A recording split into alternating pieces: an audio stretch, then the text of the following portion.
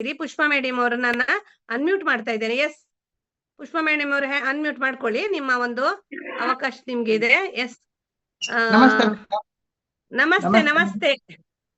ನಮ್ಗೆ ಮಾತಾಡಿ. ಪ್ರಾಡಕ್ಟ್ ಪರಿಚಯ ಮಾಡಿಸ್ಕೊಟ್ಟ ನಾರಾಯಣ ಸ್ವಾಮಿ ಸರ್ಗೂ ಆಮೇಲೆ ಸಾಗರ್ ಜೋಶಿ ಸಾಹೇಬರಿಗೂ ತುಂಬಾ ವಂದನೆ ಸಲ್ಲಿಸ್ತಾ ಮಾತಾಡ್ತಾ ಇದ್ದೀನಿ. ನನಗೆ ತುಂಬಾ ತರ ಕಾಯಿಲೆ ಇತ್ತು ಮೇಡಮ್. ನನಗೆ ಇದು ಶುಗರ್ ಬಾರ್ಡ್ರಲ್ಲಿ ಇತ್ತು, ಆಮೇಲೆ ನರಗಳು ಎಳೆಯೋದು, ತುಂಬಾ ನರಗಳು ಎಳಿತಾ ಇತ್ತು, ಆಮೇಲೆ ಹಾರ್ಟ್ ಬೀಟ್ ಜಾಸ್ತಿ ಆಗೋದು, 180 ತನಕ ಹೋಗ್ತಾ ಇತ್ತು. ಆಮೇಲೆ ರಾತ್ರಿ ನಿದ್ರೆ ಬರ್ತಾ ಇರ್ಲಿಲ್ಲ, 3-4 ತಿಂಗಳು ನಿದ್ರೆನೇ ಬಿಡ್ತಾ ಇದ್ದೆ. ಏನ್ ಮಾಡಿದ್ರು, ಯಾವ ಟ್ಯಾಬ್ಲೆಟ್ಸ್ ತಗೊಂಡ್ರು ನಂಗೆ ನಿದ್ರೆ ಬರ್ತಾ ಇರ್ಲಿಲ್ಲ. ಹೀಗೆ ತುಂಬಾ ಸಮಸ್ಯೆ ಇದ್ದು ನನಗೆ ಪ್ರಾಡಕ್ಟ್ ತಗೊಂಡ್ಮೇಲೆ ನಂಗೆ ಚೆನ್ನಾಗಾಯ್ತು.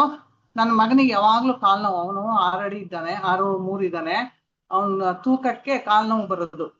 ಆಮೇಲೆ ಅವ್ನು ತಗೊಂಡು ಒಂದು 20-22 ದಿವಸಕ್ಕೆ ಕಾಲ್ ನೋವೆಲ್ಲ ಕಡಿಮೆ ಆಯ್ತು ಮೇಡಮ್. ತುಂಬಾ ಕಡೆ ಅವ್ನ ಕಾಲ್ ನೋವಿಗೋಸ್ಕರ ತುಂಬಾ ಆಸ್ಪತ್ರೆ ಅಲ್ದಿದ್ವಿ ನಾವು, ಎಲ್ಲಿ ಹೋದ್ರು ಕ್ಯೂರ್ ಆಗಿರ್ಲಿಲ್ಲ. ನನ್ನ ಕಾಯಿಲೆನೂ ಅಷ್ಟೇ ಮೇಡಮ್, ಎಲ್ಲಿ ಹೋದ್ರು ನಂಗೆ ನನ್ನ ಸಮಸ್ಯೆಗೆ ಸರಿಯಾದ ಉತ್ತರನೇ ಸಿಕ್ಲಿಲ್ಲ. ಹಾಗಾಗಿ ನಂಗೆ ನನ್ನ ಮಗನಿಗೆ ಇಬ್ಬರಿಗೂ ತುಂಬಾ ಚೆನ್ನಾಗಾಯ್ತು. ಆಮೇಲೆ ನಮ್ಮ ಯಜಮಾನ್ರಿಗೆ ಒಂದು ಕಾಲು ಸ್ವಲ್ಪ ಚಿಕನ್ಗುನ್ಯಾ ಬಂದು ಡಾಕ್ಟರ್ ರಾಂಗ್ ಸೈಡ್ ಅಲ್ಲಿ ಇಂಜೆಕ್ಷನ್ ಕೊಟ್ಬಿಟ್ಟು ತುಂಬಾ ಪ್ರಾಬ್ಲಮ್ ಇತ್ತು ಮೇಡಮ್. ಅವರಿಗೆ ಕೊಡ್ಸಿದ್ವಿ, ಅವರು ತುಂಬಾ ಚೆನ್ನಾಗಾದ್ರು.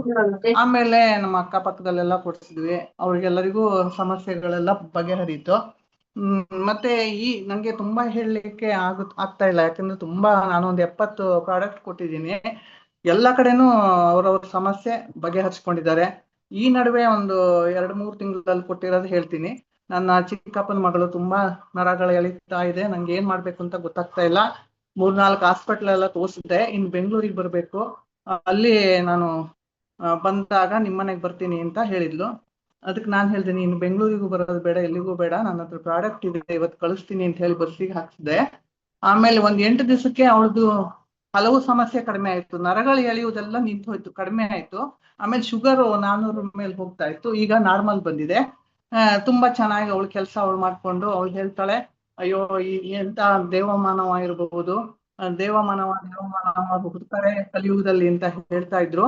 ಈಗ ಇಂಥವ್ರೊಬ್ರು ಹುಟ್ಟಿದಾರಲ್ಲ, ನಮ್ಮಂತವ್ರಿಗೆ ಎಷ್ಟು ಹೆಲ್ಪ್ ಆಯ್ತು. ನಾನು ಎಷ್ಟು ದುಡ್ಡು ಆಸ್ಪತ್ರೆಗೆ ಸುರಿತಾ ಇದ್ದೆ ಹಾಗಂತ ಹೇಳ್ಕೊಂಡು ಕಣ್ಣಲ್ಲಿ ನೀರು ತುಂಬಿಕೊಂಡು ಹೇಳ್ತಾಳೆ. ಆಮೇಲೆ ಹಾಗೆ ನನ್ನ ತಮ್ಮನ ಹೆಂಡತಿ